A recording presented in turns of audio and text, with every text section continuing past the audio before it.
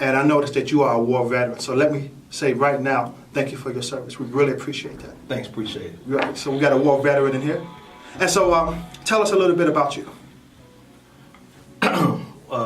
Well, I'm going to deal right now in the art form. Mm-hmm. So I always loved music, the arts, and all that kind of stuff.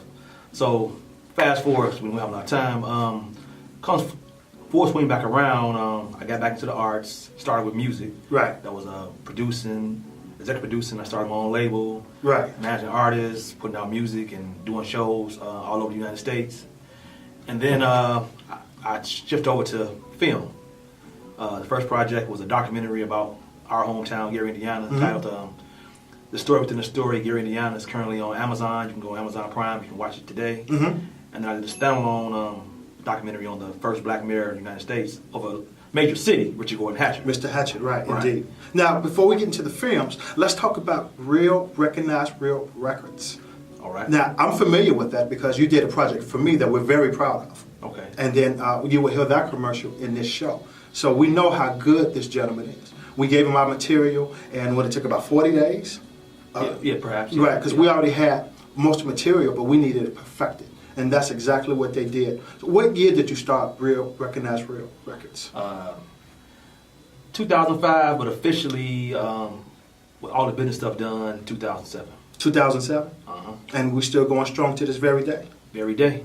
Amen. That's a wonderful, wonderful thing. And so outside, do you have any gospel people from your record studio? Yes.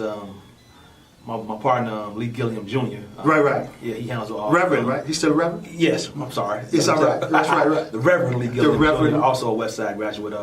He handles the gospel division. We did have one gospel release. I'll title I have for you in a minute, but right. It took my time. We have releases on our iTunes, Spotify. It's a project he spearheaded. And he's a wonderful poet. I was actually trying to get him to coach me in my poetry because the project you did for me is a poetry piece, and he's really in tune with that. He's really deep. So what did you do in Diversion? I was Makai Pfeiffer. He was in charge of this. It was like different gangs after the world has ended. Right. So his crew was called the Dauntless, and I was a member of the Dauntless. Right. Right. And then I saw you in Sense. Man, we could do this all day. I saw you in Sense 8. Yeah. And am I saying it right? Sense 8? Sense 8, right. Yeah, and it was crazy. I saw the whole thing, and I was like, I was real mind-boggling. Yeah, it was. Yeah. It was. I gave my the Wachowskis. Yeah. They same ones who did Matrix. Oh. Yeah. Oh, well, it makes a lot of sense now. Yeah. Yeah. Matrix made a lot of money. Yeah. Was you in any of those? No, that's before my time. I know that's right. So coming from, it's amazing because I know you from high school. I remember being in high school, walking the same halls, and then to see you on film, it's just, well, not everybody, but we all a lot of us like to be in films or would love to be in films. What drove you to films? Well, to me, I call it like a natural evolution. You know, as if people say you reinvent yourself, you keep finding new lanes to go in, so you stay relevant. Right. So indeed. So you keep moving around because that's what has killed the black community with business. They stayed in the same lane, one store, one storefront, one this, one that, right. And they never evolved right. to see what was next with the money indeed. Before going bankrupt on one venture. Right. So you just keep plugging away because pretty much everything's the same. You just learn a little more to expand. Right. Because you started with music. I remember way back in the day when you started with music. Yeah, I DJ back in the day. DJ. Back with turntables and crossfader. Oh, wow. Right. But when you started your record company, was it because of the fad back then? When we had all the other rap groups? No, I came after that whole evolution. Right. Like I said, I'm always educating myself and studying the game. I seen how it was changing from vinyl tapes to digital. Right. So I was right at the last break of going from CD to digital. Right.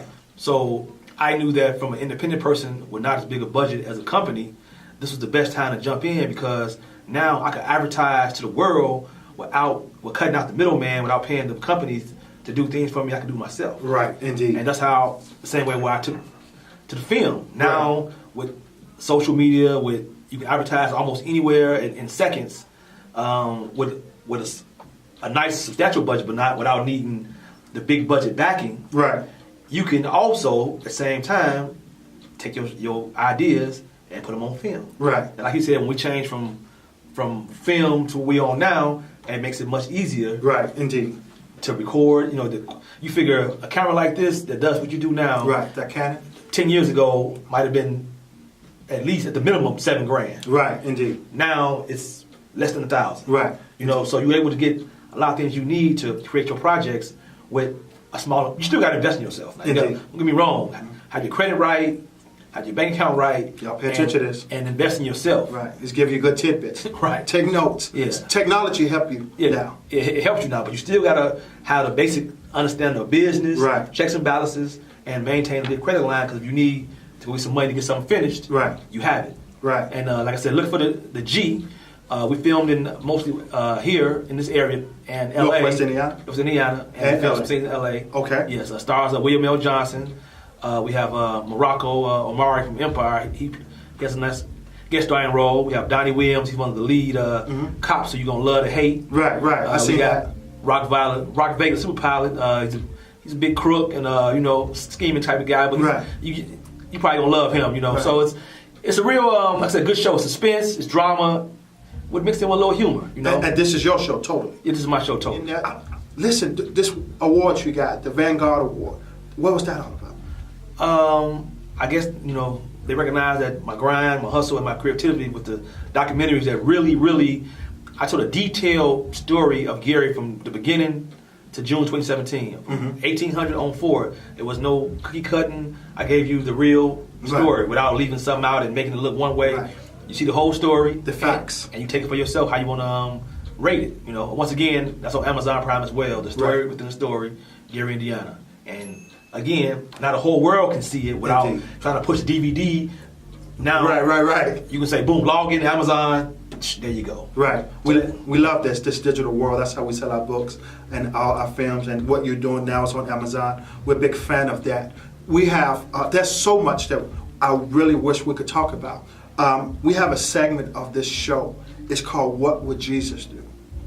And what would Jesus do for this show today, because we had Hollywood on? What would Jesus do about the violence that's in film? So it's like your moral compass. Well, I mean, as people say, there's violent stories within the Bible. Okay. So, I mean, people just reflect off what they see, what they're told, and it's just the stories that seem so real when you're able to see stuff that you can relate to. Right. Now, I do, something that I don't like, you will never see me killing kids on film. Oh, Jesus, I'm totally against that. Right. Because I believe that once you put enough imagery out there, people going to copy it. Right, get desensitized to it. Desensitized, and they're going to copy it. Right, indeed. So, you know, just like how the drive-by started. We first saw it on film. Right. And before you know it, everybody around the country was drive-by shooting. Right. So some things you got to say, don't put that in the atmosphere. Right. I get that. That's very, very deep, because you can't hit this with a broad stroke. In my opinion, what would Jesus do? I think Jesus himself, I mean, he's a man of peace. And Jesus came from peace. When Jesus was walking the earth, he didn't do the wars and things like that. He came to bring peace, and that's it. Salvation and peace through the confession of him. And so I think Jesus will cut it out. I like, as a man, to shoot 'em up bang bangs in the action films and so on and so forth. But just like you said, when we get oversensitized, when it just hit our head at every commercial, every main show that we like, someone's died in that show. And so that's horrible. So I think Jesus would just cut it out. But go to Andre Renee's Creative Cafe, answer that question. What would Jesus do with the violence in Hollywood right now? And before we go, give us, how can we find you?